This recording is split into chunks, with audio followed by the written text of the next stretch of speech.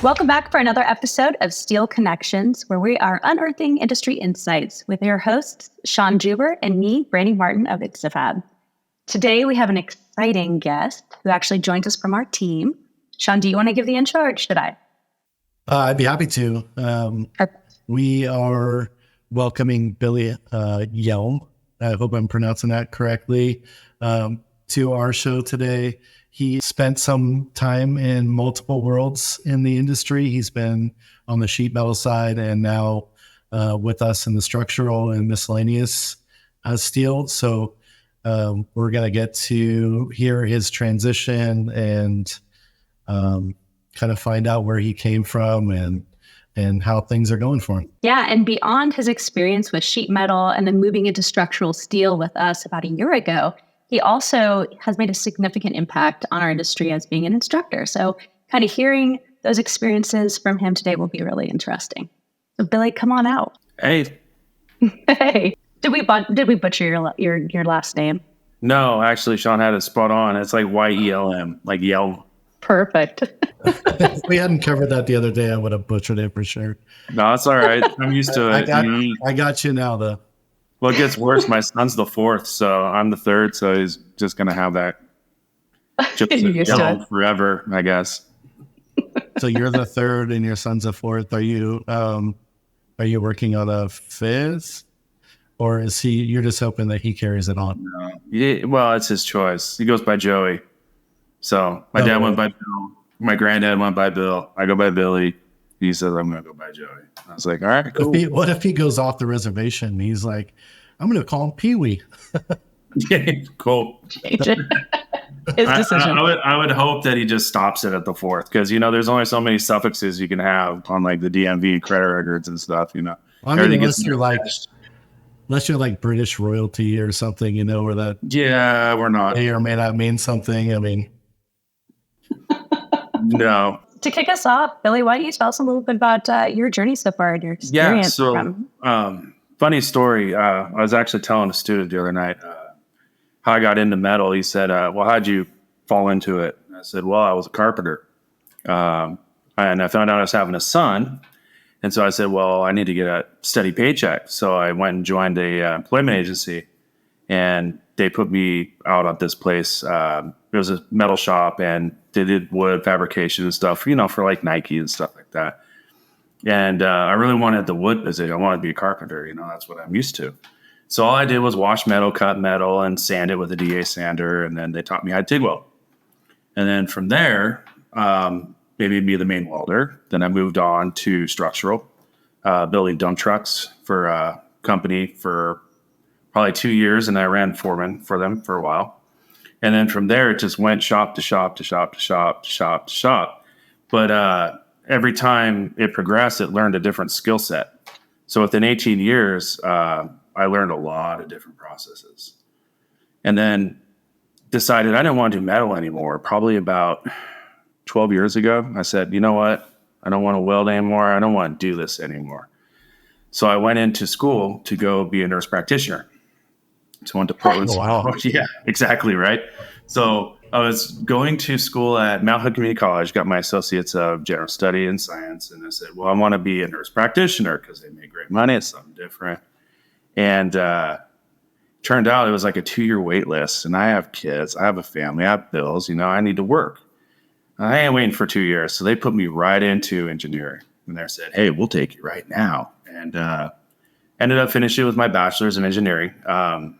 Never took the practicals, was a not licensed engineer. But every time I tried to deviate from metal, it just kind of sucked me back in. It's like there's no escape.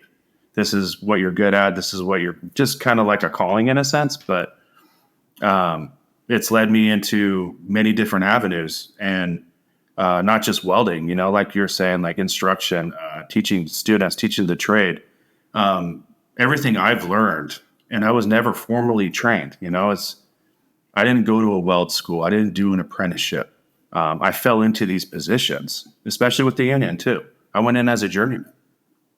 Oh, wow. I never went in and did their apprenticeship. And learning how they do their education system and how we do, the school does theirs and how we train in shops it's is very different. It's like here to here, But what doesn't change is the skill set. So either you are qualified and you can show up for work every day, put your boots on, and be reliable, you're going to be successful. Hands down. I mean, there's no other way. Pretty much the recipe right there. That is. I mean, if you don't know what you're doing and you're teachable, you will get it, especially if you apply yourself. And that's why I wanted to teach, is because, I wish I had somebody to show me this. But I learned, the hard way, the good way, the bad way, the right way. You learn all these different ways. And then eventually your mindset just goes straight forward. You're like, well, this is the way I'm going to do. This is the way I learn. Whether it's a negative reinforcement or a positive reinforcement, it depends on the industry. So, it's just, the industry is changing too. So our new employees, our younger employees, it's not the same as it was 20 years ago. The demographic has changed quite a bit. And I see it now, like from teaching 7 years ago. And now I'm kind of working with charter college a little bit right now. And I've been doing that for a few weeks. And it is definitely a different, just since COVID, since all this seclusion and everyone was stuck in their houses and nobody did anything. Either you were what was the word I'm thinking of? No, the one essential. Are you essential? Are you willing to die for your job? I mean, that was the demographic then. But I mean, you weren't working, you weren't going to school, you weren't learning anything, and you had this lapse of it's okay to work from home, it's okay to go remote, it's okay to distance learn, and I think that made it okay in a sense where a lot of students are just like, well, I don't think I have to do this. Or, I see it with some employees in the past too. I don't think I need to show up. I think I can work remote, if I can. But but the reality is you got to put your best effort in, show up. Yeah. I was hoping you were going to say the latter and that you were seeing some like new hype at Charter. And there was a bunch of new faces and people are excited about it. But they're super excited. They're super excited. Good. Yeah, they are. They're super excited, but it's like it's. I got worried there for a second. No, don't be worried. Because some of our best employees, that I've worked with are from that school. It's a great program. Same with Clark too. But it's just a different type of student now than it was when I was teaching in lecture, and what I'm teaching now. It's just things have changed over the last 5 years. I think that. I like to get to the root cause of it, and I have some thoughts, like what can you do differently to get these kids engaged? How far back do we need to go? Skills USA, I work with them quite a bit every year. I do weld competition. It's high school. We're going further back now, and these kids are super stoked, excited, super stoked. And, talking with Sean Nelson and he's super on board, wants to get in on it. Maybe we could definitely put our thumbprint on that. But the kids at that level, it's different because they're not exposed to the same things that the college kids are. So my thought process is how far back can we go? Can we go back to middle school, say, hey, welding's pretty rad. So, I mean, how far back? That's a brandy word for sure. I was going to say, I love that you said that because one of the things I've been thinking about is the high school over by where we live, because we live in the same town. I want to approach them and see if we can maybe do a sponsorship with their metals program or something and start touching the different districts and bringing Sean and you obviously would be a great value to bring to that too. And having these discussions with these kids over the last couple of weeks, my daughter is actually dating somebody who works in Zinc Power, like the ops manager. He was asking me about welding because he's in high school and he's welding and he's going to college and taking welding classes. And he's a private instructor. He was asking my opinion and we just found out his dad's in the industry too. But it gave me a lot of hope for these high school kids who are wanting to get into the metals trade and they really don't have any direction or don't know anybody in this industry that can help to guide them. Absolutely true. Because my son switched schools this year as a senior. Because this school offers metals, not just metals, machining, intro to so many different avenues that his school, which was 7th in the nation, doesn't offer. Yep. Unless, My daughter's boy. taking it No. my daughter's taking it this next semester too. Yeah. And he was super stoked. It took a lot of work to get him in there and get, everyone on board. And I'm for it. I said, hey, it's your choice. If you want to do this for a living, you have the opportunity. I had to do this and learn this the hard way in my mind. In my mind is like, I jumped in and I got in the right time at the right place. And I had the right people to show me the right things. And I also had the wrong people to show me the wrong things. But you have that guidance in that direction. And of course he has his dad, I definitely will help him with that. But got it. How far back should we go? That's kind of where I'm at. Let's start planting seeds. We have to go back. I think so. I think it's the only way we're going to reverse this dying trend in the building trades industry. These skilled laborers, or these skilled trades, nobody's wanting to come into us anymore. And we've got to start when people are starting to form their decisions, what they're going to do with the rest of their life. It's great money. And there's always work. We are busy. We're super busy. Construction is up. Yep. And we're never going to slow down. We're always going to build. It depends on what kind of avenues you go, but welding, there's 1,000 different directions, Well, I think for a period of time there was for at least in my perception, that there was a kind of a wage pause in this industry where all these tech jobs were coming out. Like most of the kids want to be video game designers because that pays big money. But in the last couple of years, the wages for the stuff that we do have grown and grown and grown. And that pause, for that in the last 15 years that I can remember, the $20 an hour was like the journey level wage. And you were like $20 to $25 an hour. And it's been like that. I remember working with my dad when I got out of high school, building houses, and $25 an hour or $20 an hour was top scale. And then even 4 or 5 years ago, $20 an hour was top scale. And I would imagine that shied people away from the trades a little bit. And now that the wage compensations increased, that there's more incentive to join back in, and it's kind of reinvigorated our whole industry. Yeah, you make a really good point, and maybe that was necessary to inflate the wages again. But it's necessary. Society needs the trades. Otherwise, we die. We fizzle out. We can't reinforce things. We can't expand. We need to be building. Now you can flip burgers for $25 an hour.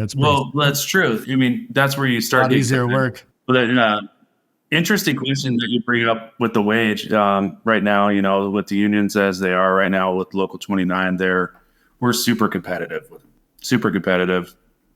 And, we always will be, but, you got to think about like some of the other trades right now are going through a little bit of a speed bump. So, and they'll get through it, but it also gives opportunity too, in my mind, It does. It does. It opens the market there, I think. Yeah. A lot of those things are just shedding light on issues that, should have been handled, should have been resolved without a work stoppage or a strike, or those things are they come when there's just no resolution to a problem that's existed for quite some time. It's a last resort for something that has been a consistent issue. It's just something that never resolved. It's something they never addressed. Something funny I did notice, though, and not to make light of it, but you can always tell the difference between like a sheet metal guy and an iron worker, because they refer to the same thing differently. Like an iron worker is going to say, I'm working red iron today. And then you're like, hey, there's metal out there. There's metal. And it makes it sound stainless or not. Yeah. Is it zinc? Like if you put a dress on an I-beam, then it's metal. What's C-channel? That's a funny word too. I wrote C-channel. I said that when I started. C-channel. Well, dude, just call it channel. I worked with a guy, and he was like an English second language guy. Fantastic person. Did really, really well, but some terminology or abbreviations he struggled with. Like for instance, like square tubing or HSS, right? He would call HHS. And in my mind, every time he would say HHS, I would think hammerhead shark. Yeah, right. I don't know why that just like, I don't know. That just is always stuck with me and made me laugh every time I think about it. There is a Just think of the huge thing. hammerhead shark. You're absolutely 100% correct. Cause like flat bar plate, like I learned so much transitioning from when I was a union worker. I did it for about 7 years. The thing, black iron, they call it black iron. Well, it's hot. It gets hot red sheet metal, little stuff like that. It's like the industry is it's similar, but it's so different, and you guys, in structural steel, you're the second one in HVAC, you're the one of the last ones out, so a lot of this is resolved, you don't have a lot of the issues with RFIs and whatnot. Sure. It's a lot different. It's funny you bring up black iron too. I worked on a project. It was actually, I'm pretty sure I can talk about it. That was for Nike. And they did in that project a lot of exposed steel. They just did like a tinted black clear coat on it. And they were very specific to the way they wanted it to look. And there's a primer that they use on plate steel at Everaz, the Oregon steel mill. And it's got like a red tint to it. And so they call it Oregon red steel. And the Nike folks were so upset about the fact that we had used some Oregon red steel. It's nothing that's ever come up before. It's like a powder primer. It helps preserve the plate from rusting.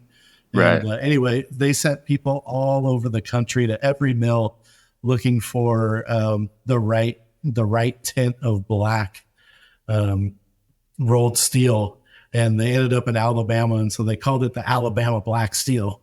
And so we ended up using the Alabama black and no Oregon red crap. Oh man. It's just if you'd never come across, but it's all about the patina. Yeah. It's all about it was. It was, yeah. It was pretty funny. But anyhow. Yeah, I've done a lot of stuff for them that they were super crucial. Samples. Show me this one compared to this one and do 5 more and compare them. Make sure it's similar, like bluing or black stuff. But you'd be surprised too when they roll out plate how the different rolls make different marks in the plate. So they the layperson thinks that's how the steel is grained. But it's still funny, that was part of the Alabama black too. Alabama black.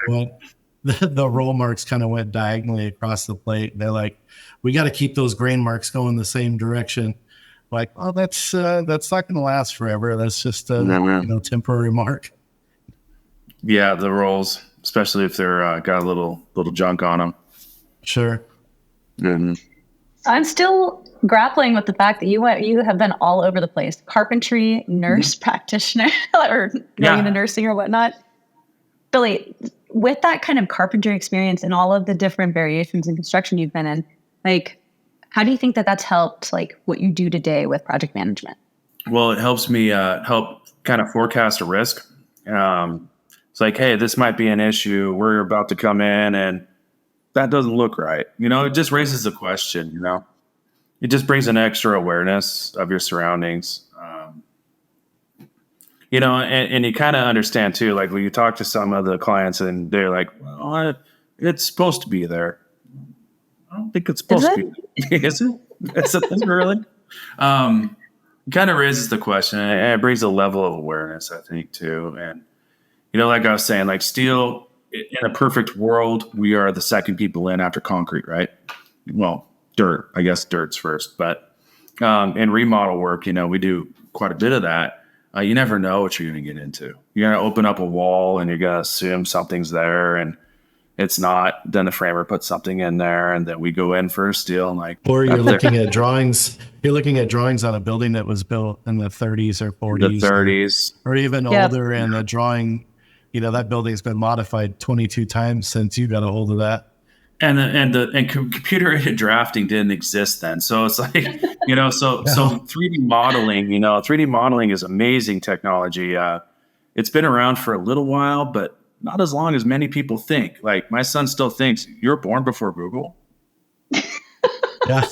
Yeah. Does that make you feel? Yeah, I was. Google didn't, Amazon, I just bought books from. weird. I remember that. Yeah. And that wasn't that long ago. So, I mean, this is how fast it's evolving, and little things like that. Who knows what's going to happen next with design build and stuff. I mean, now they can scan an area and tell your dimensioning in a whole general zone, for detailing. And I've never utilized that yet. I don't see the need to, but it's possible though. On a remodel, that actually adds a lot of value if you have the capability. I know that there's some pretty cool total stations out there. There's like the Faro Tracker Laser, Sakia, and I know there's a few others, but they do 3D image modeling that has been pretty instrumental in some unique situations for the detailers to interpret what they have to do to go into an area, because that 3D model gives depth to what they're actually looking at.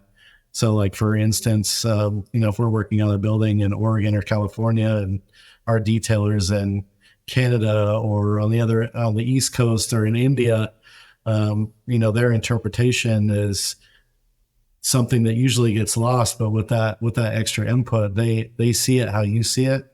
And then they have that depth of knowledge to incorporate into their drawings and make it worth something. Yeah, I think scanning is amazing. You're absolutely correct, and I personally have some projects that are remodels currently going, and I'd love to get in there and do that, but then I'm not too familiar with it. Yeah. I'm not too familiar with it. You got to find the people that can do it. You find the right person. And it's costly too. I mean, that's something you really got to consider up front when you're doing your initial quote. So you got to think about all those aspects. Do we have that tool available for this particular application? Is this somebody that's going to be able to provide what we need to communicate to our detailers? Are we going to be able to provide something useful back to our customer? And then once we install whatever it is that we're making, is it going to fit? And that's and 10 years from now, that might be a standard that we would use. Things are progressing so much now that they have apps that will measure out rooms for carpet or sheetrock and on your phone. And so I would imagine, it's in the very near future that you could probably do something similar to that from your handheld device, whatever your iPhone or something smaller. You're not going to have to spend $70,000 or $80,000 on a total station that has that capability. Those things will be obsolete. Yeah, the industry is evolving quickly. Something I was thinking about too. You do have a unique perspective from a project management standpoint, Billy, where the world you came from was on the tail end of a project where all the subcontract work was before you. You're like one of the last guys in there. Maybe there's a painter behind you, and then now you're considering all those people coming after you and how you're going to affect their schedule and what's driving their work. And you could be the holdup for multiple subcontractors. Yeah. So how does that affect your day-to-day when you're planning? Well, you just have to get 2 steps ahead. And as much as I like to say that it's easy, it's not. But you have to constantly think ahead. Where am I going to be in about 2 weeks? Because 2 weeks to some people that's a lot of time. Hey, we got 2 weeks to build this, whatever. In my world is like, that's tomorrow. So where do we go from? It's difficult because I'm used to being the last one out. I was also the punch list guy. Hey, I'm gonna get this thing closed out. Let's go. And that's the history I've done too. Being on the forefront, it is totally different, completely different. You got to have, in my mind, great planning. We have great planning, great pre-construction, all the way into schedule, and all the way into fab time, all the way down to the man hour. I think if you can even get that close, it's difficult to do. It's a lot of work, but it's not so much cost. It is time. Time is valuable. Time is money. Time is schedule. Time can cost you money on schedule. Time is what rings in my head. Everything is time, and it has to flow. And if it doesn't, you can't go backwards. That's one thing, And how would go ahead? I was gonna say, and how would you say like your interactions with our customers, right? With the other lead on the customer side, how does that affect your ability for planning? The customers are great as long as you let them know. So if you're in constant communication with them and you say, hey, look, this is a situation, you got to get ahead of it. This situation, it's not going to happen on this day. We're going to need a couple more days, whatever. If you get ahead of that before that happens, you don't have that conversation that's uncomfortable. You don't have that email that's angry. You don't have that meeting that is hostile.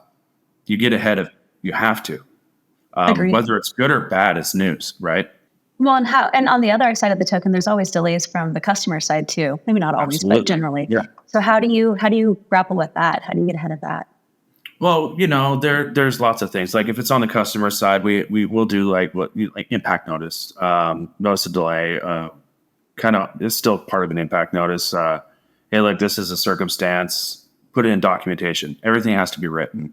Everything has to have a trail of some sort. So how do you reference back to this email? How do you reference back to this document? Well, you have to have a record. I mean, if you didn't do it, how do you prove it, right? Yeah. Everything has to have a record. Well, that buys you time too. I mean, if you're saying, hey, this whatever event this was held me up by 3 days, that's not going to cost you anything. I'm just communicating that this happened. Right. Yeah, absolutely. And you have to. But those things do add up. They do add up. Yeah. They add up quickly. You have a little bank. You do. And you get to the end of the project, and your customer is like, "Hey, man, there's liquidated damages. You're missing our drop dead date." Well, hey, there, pal. Bank, yeah. You got your little piggy bank over here with days in it. How many do you want to talk about? As you progress, you always have to think about having the best interest of the company in protection. So it's not that you're playing the offense, you're playing the defense at the same time. So you want to make sure that you are protecting your company. If in the case, always assume there's going to be a litigation situation. If you assume that way and you think in your mind that way, you're going to be protected regardless. Like, hey, what is the worst case scenario if I don't do this? Do it. Make sure you put that in that bank. That bank is there for a reason. It's not just for time. It's illegal. It's a legal issue too. It's a good safety blanket. Yeah, I think it's a good point. If you're always looking at it from that lens, you're probably going to be a better communicator trying to get feedback from the customers before it becomes a huge issue anyway. And put it in writing. Don't better customer service. Phone calls are great. Phone calls are awesome. We don't live in that age anymore. We live in a documentation age. We live in a text age. We live in an email age. We live in everything is digital. Even your video conferences, my meetings that I have with some of my clients are recorded. And they should. Absolutely, they should be. And, that protects them. It protects us. And they can see my video, my response to certain crucial incidents, Well, not only that, but we all have so many projects going on at any time. We can forget something very easily. At least you have an opportunity to go back and check things. Yeah. If you're done with, keep good notes. Be prepared. Before, like every Tuesday morning, I have mine, and before that, I take a good half hour, go over everything. They make sure I'm prepared. Here's your information. Do what you wish with it. There's no excuse for not being prepared for that situation or that meeting. There's absolutely none. You have it right there. It's almost setting yourself up to better support your customer too. I think, prepping yourself for the what ifs is just keeping your eye on the ball. In my opinion, you're always focused on what's going to drive the success of the project, so you don't end up in that situation. Whereas the people that don't do that very well always end up with egg on their face. Well, you will, and it's prepared or not prepared. I don't. It's either it is or it isn't. Either you're there or you're not. So you have to be prepared for it. And if you're not prepared for it, the bad things will happen eventually. You just maybe skip by one time, But yeah, well, I think there's like this negative connotation to having everything dialed in that way.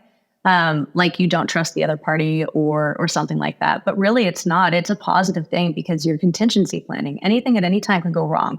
And if you've already been constantly thinking about how you control those pieces, you're going to have better success. You're going to be more resilient when those things do come up. You'll be able to shift gears very quickly. Yeah, you'll be very liquid. So hey, this happened, this happened, this happened. You're up to speed. You're communicating with them. I have a very similar situation currently right now with one of my projects. And I said, okay, we're going to go from here. We're going to shift to here. This is where we're at. But there's still a delay here. Fair enough. You yeah, communicated it. Yeah, you absolutely. Yeah. That. I'm fortunate I get to be tied to some of your project communications. Yeah, I know.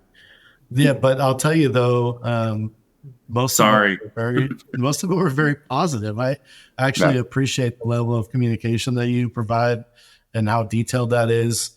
For a couple of reasons. One, I'm still in the know. I think in my particular position, I need to know those details to help support you if there is something that comes up. And two, if they call me with any issue too, I'm not out of the loop. But most of the time I'm talking to your customers, they're saying, man, this guy's really attentive. He's doing a great job. Thank you for putting him on my project. And hopefully the next time we work with you, we get to work with him again. No, that's the end result. That's what I'm after. I mean, well, you're doing it, buddy. We want our customers, even if we have a nasty one, and I've had a nasty one. I've had more than one nasty one where they still at the end of the project say, hey, you know what? We'll call you. You know what drives that though?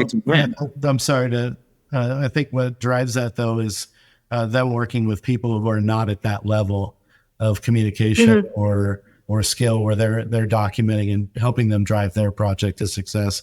So they have a bad taste in their mouth from maybe the last one or the last 5 for that matter. And now they're treating everyone like that experience. And so you're changing their perception. You're bringing it back to the good side. Yeah. They're like, oh, here's another one. No, it's not another one. This is a change. We got to fix it. Your approach has always been very professional from what I've been able to tell, and fair, right? It's reasonable and it's fair. And I think the customers can appreciate that. Having been on the other side, the customer side of it myself, even you're going to have conflict, but it's all about how you handle that conflict, and you handle it in the appropriate way. So the thing that I walk away from that project with isn't things that went wrong. It's how you handle it. Do I trust you to work with things again in the future? Yeah. And that's what we want is an image, is we're fair, but we're firm, I mean, we have to be fair and firm. And that's kind of the mindset that I have with it is, I understand. Yeah, okay, maybe we owe you this, you owe us this, whatever, but you got to be firm to it. Is, hey, we committed to this. We're sticking to it. I expect you to, that's the firm. And the firm is, hey, maybe we're not going to budge on this. Yep. Maybe we should, but I mean, it's a balance, but it's not that big of one, fair but firm. It's a partnership. Partnership. It should. Yeah, absolutely. Yeah, everyone that we work with on contract should be a partnership. And it is. It's contract. So sometimes they don't want to play fair, but we can't control that. But we have to mitigate it, There's always those there's going to be a lot of people that we work with, I think now and in the future too, that are some are more professional than others. Some you can't get away from it. You're going to run into slime balls that just aren't good at their job. There's a lot of companies, a lot of GCs that are spread thin. They've taken on a ridiculous amount of work. There's so much out there. They're all trying to grow. They're trying to capitalize, and you can't fault them for it, but there's not enough talent in the pool to support what they're doing. And so they're bringing on the C and the D and the E team to run these projects. Straws. Yeah. They are. And sometimes you just run into those, and the best thing you can do is be professional, document everything, do what you can to support the project, keep your stuff on the rails to the best of your ability. And, if it goes awry for them, then what do they say? The turds always float to the top. Yeah. The punch bowl, Depends on if it's Taco Bell or not. Yeah. But what's funny is you mentioned that is, what the relationship thing is, when you're face to face with somebody who's very upset with you, when you're face to face with them, they're not so much. Over a phone, over an email, it's very impersonal. It's effective because you document it, but when you're face to face with that person, a lot of the times that level comes down here. Yeah, and you have to show up, as horrible as it is, as much as it sucks. Show up. Sure. What's the worst that can happen? They punch you? Doubt it. highly doubt it, you know? Well, and emails can be really taken the wrong way, right? So I write a fairly good email if we are in conflict, right? And I think a lot of times if we're on the other end of that, people are thinking that I'm just like this terrible person. I'm really I'm a bitch or something like that. And then they meet me in person and I'm not, I'm just, I'm reasonable and just stating our case. And so it's not the same with that email communication, I think, because of their perception of the situation versus the reality, which is why it's so much more powerful to have a verbal conversation with people to get these things. Yep. Verbal, out. Absolutely. When you hear a voice, a tone, it's a body language thing. You know, like usually most people, they don't know it, but they do know it. They just don't. It's not cognitive. But when you walk into a room and see a person, the first 5 minutes, you have a judgment. So you can find out it's hostile, it's safe, is it nervous, is it insecure, or whatever. You can read that real quick. Tone of voice and stuff like. So it's very important. Voice to voice, face to face is super important with customer relation because, especially with some of my accounts, when you go talk to that person and you know it's going to be bad news, you know how to relay that. You know how to properly relay it. If somebody's aggressive towards you, you know how to properly respond to it. It's not always calm. It's fair but firm, different tone. That's kind of how I kind of roll. Does that make sense? The preparation. Yeah, but it depends on the situation. It's all situational. Brandy's emails. Very true. She keeps sending these very educated, professional emails to people that are intellectually challenged, and then they come out and they're just really offended because one, I don't think they understand what they're reading, and two, they're just like outclassed. Maybe I don't know, and it's unfortunate, but she does write a mean email. Brandy, have you done contract law before? I think it insults a lot of people, and for me, like when someone marks up my work, I mean, it's expected. I come from a line where contracts are constantly redlined, right? You make sure it fits. Yeah, because when things go sideways and you have to take it to court, you're going to be ashamed, and the judge is going to shame you for why didn't you have this buttoned up better? What you thought your agreement was doesn't match this in writing, and then you feel like an idiot. So we don't ever want that. But I think at the end of the day, yeah, absolutely, agreed. Yeah. It sets the tone for the relationship, though, too, right? That I want to be intentional about this relationship and make sure that we both understand the agreements that we're entering into so that we avoid confusion and conflict in the future.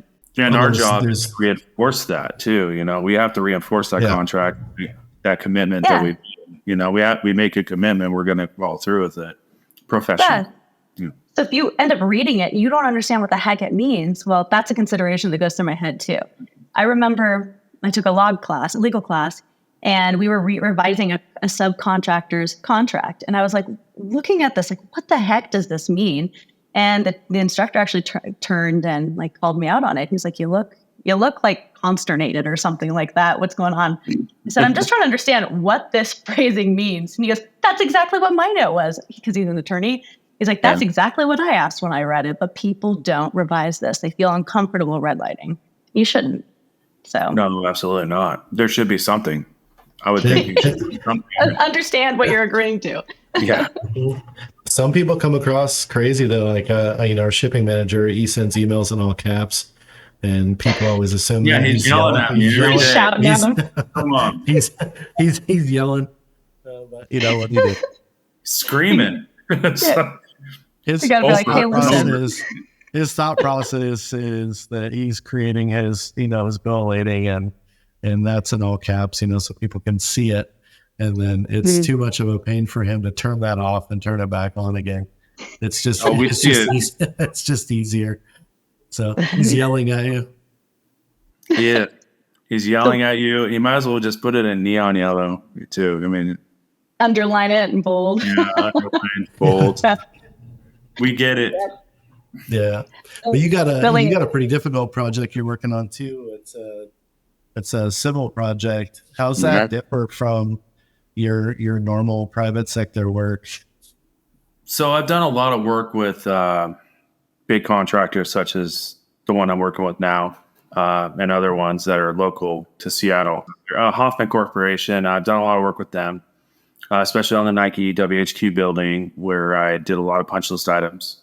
Oh, they're great to work with. Skanska is another one. But the thing is, with the water quality building, I've never been on this end of it, but I've been on like the welding side of it, where for government projects where I did like nuclear welding, and it's Q1, I want to say is right. I might be murdering that. Sean Nelson will let me know. But it's like a nuclear grade welding, and you have to have special credentials to do it. You have to follow certain steps, and there's a process, a safety process. There's a credential process.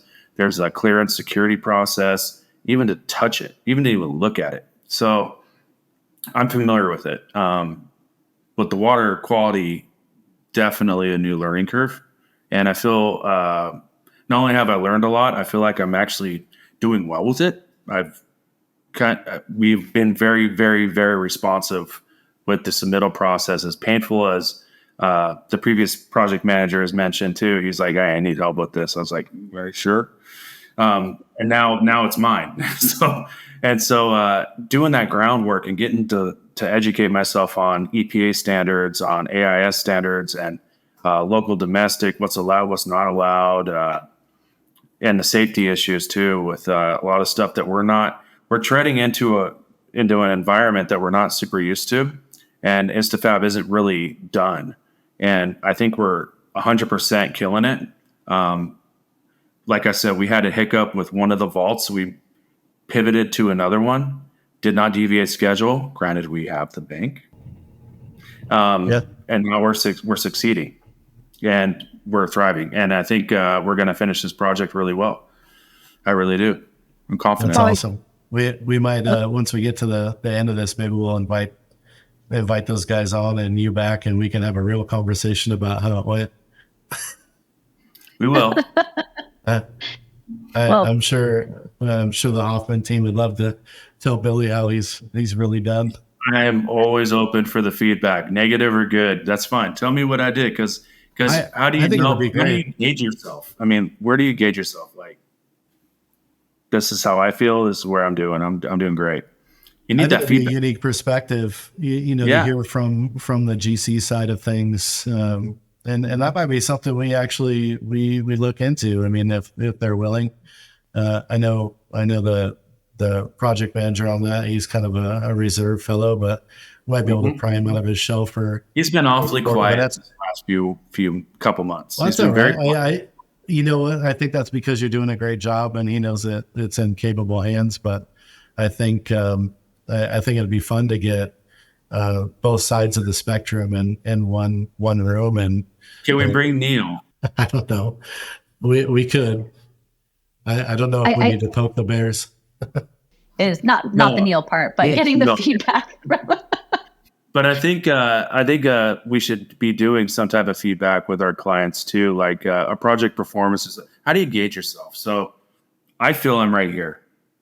I'd probably be right about here, but maybe your contractor clients are below my screen level, or maybe they think you're just the best. You're awesome. You have to find a way to gauge yourself, and you got to have data. Yep. We'll have that by the end of the year. We've got it all queued up. It's just a matter of just got to have data, whether it's good or bad. I mean, because that feedback goes around, I mean, this word of mouth right now, and word on the street is we got a lot of billboards. We're doing great. We do. And we have a great crew, and we have customers are talking about that. Oh yeah. That's awesome. My students Tuesdays and Thursdays. Tuesday and Thursday, they're saying, so that thing on your hat, is that Instafab? Because the symbol's different, and I don't have my hat right here, but I have the old logo. Oh, gotcha. Older logo, and I was like, oh yeah, I work there. Yeah. They recognize the symbol. They see the billboards. They're like, I've never heard of that place. I was like, you'll hear about it. That's brand recognition, and that means our marketing is effective. So that means it's effective. People are going to see it while they're sitting in their cars and be like, what's that? Yep. Will they Google it or not? Probably. We'll see. Not. But I'll tell you right now, if you hear the word fab and you're a welder, you're going to look it up. So I have one more question for you, Billy. Sure. you had been talking about, we've been talking about like technology too early on in our conversation, and working like with these new students and everything. Do you find that there are myths out there about like our industry and welding that you have to correct?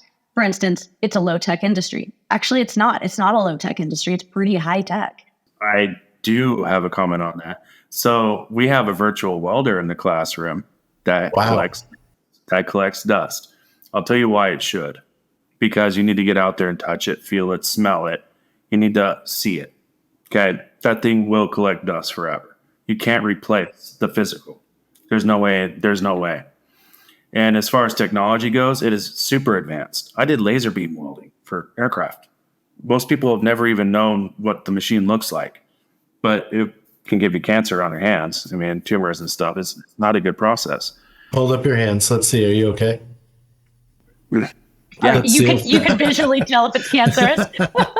Oh yeah, well, what's funny is when I came in for my interview with Brandy and Matt and Thomas, and I forget who else. I had this rash all over my hands, and I felt embarrassed. I was like shaking hands. I was like, I don't know what it was, like psoriasis or whatever. It was not from laser beam welding, but I never even noticed. I was super embarrassed. I was like, should I wear gloves? But yeah, technology is funny. It's like, yeah, it's evolving and it needs to, but that virtual welder machine, no. What other myths do you think are out there that they have as a belief? The other myths, I think, that is all welders make Ferrari wage. All welders are going to make a Ferrari wage. Underwater welding is the greatest. I've talked with, actually, I was in Florence last month for a wedding, and we had a friend at the wedding, and he's telling me about a kid. He was about 23 years old, owned 3 houses, young kid, 3 houses, owned 3 houses, was an underwater welder in the Philippines, 6 months, 6 off, and rented them out, had cars and all this. Well, he died. Just blind? Oh, no, gosh. He died. That's even worse. Yeah. And he's not the first. I had an apprentice over at Southland that was, he's a 3rd-year apprentice. He's trying to journey out, make the good wage. And he was an underwater welder. He got out of it. This dude's only like 26. So yeah, the myths. Underwater welding's great. Young man's job. No one's meant to weld under those pressures. It's terrible for your body. The students are all like, dude, I want to be an underwater welder. You're going to die. Please don't tell me that. The myth is this. The myth is this. You're gonna work hard for your money. You have to work your way up. You have to show up every day, and you have to produce, and you have to be proficient. Job, you're good. Yep. I think that's probably the recipe for any job in America right now. Yeah, and unfortunately, that recipe's gotten lost in translation somewhere. That's what I said in the beginning of the whole podcast. Is like, man, But they're great students and they got great personalities and they have potential. The thing is they just don't know how to work. And how do you fix that? And so that's my mindset. I talk with other instructors. How do we fix this? How do we go back? What do we do? In my mind, I'm going backwards. I'm like, we got to get back into high school. That doesn't solve the problem now, but it solves a future problem. So are we looking 5 years down the road or are we looking at today? I'll tell you what's going to solve. That's a good thought. What's going to solve it. Or not what's going to solve it. What's going to help drive it, I think, is the culture to, like your students that are seeing the sign out there, Instafab, best place to work. And it's not the best place to work because we said it is. It's the best place to work because our employees said it is. And, those are the things that's going to drive people back into this industry, knowing that it's not the iron fist that it used to be. It's it's a good paying job that's respectable. You contribute to your community. You support infrastructure for all. There's so many. The coolest thing about my job specifically is driving around this town and looking at all the things that I got to be a part of. And I think for a lot of people, we're soon to be part of. And that is such a big part. Like I love driving anywhere and saying, oh my gosh, look, or showing my kid or talking to my And your wife. kid loves hearing it for the 7th time. Oh yeah, the 7th, 20th, whatever. It's just it's every wife's dream, right? Yep. I'm sure Brandy's gonna start doing it. She just doesn't know it. No, yet. my husband does it enough with his trade, and we're like, yes, we know you work there every time we get close. It's pride. It's pride.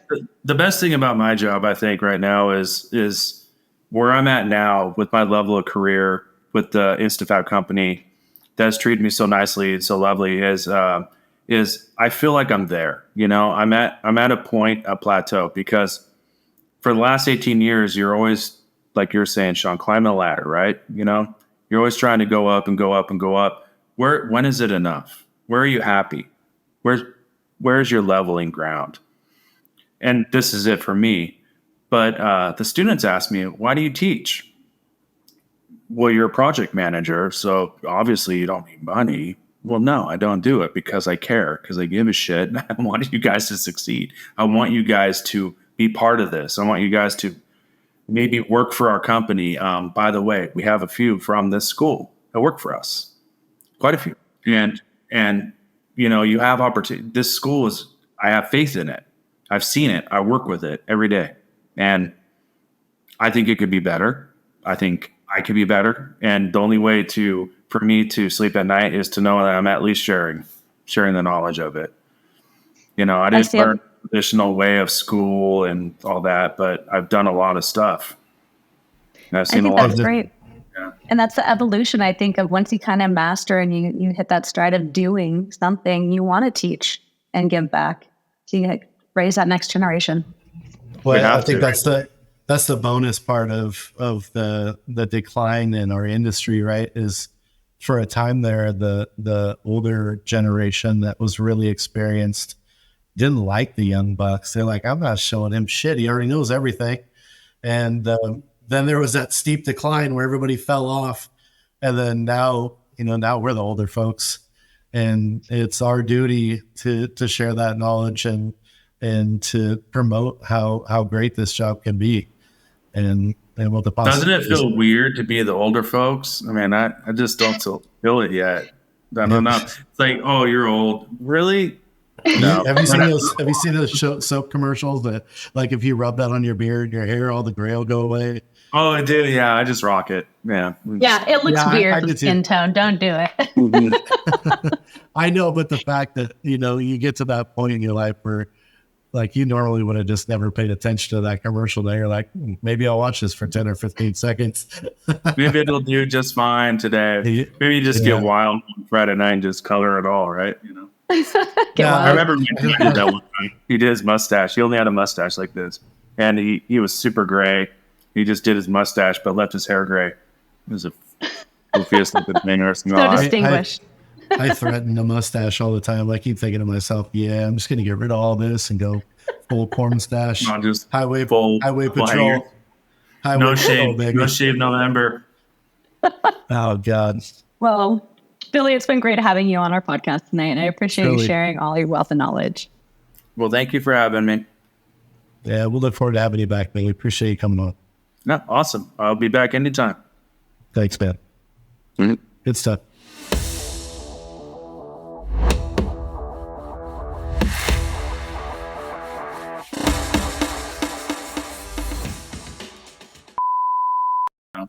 We got to get competitive too, especially, there's a lot of, you went super for a second. Dark. Yeah. There we go. I just had to move. Now you're super bright. Yeah. You look like great. You're coming from, you're in the heavens right now. You are. I know. Now my camera has to readjust. Put my shades on. And it looks like you're looking away. Hold up your hands. Let's see. Are you okay? Oh, you're old. Really? Hey, now you are. 1, 2, 3, and cut.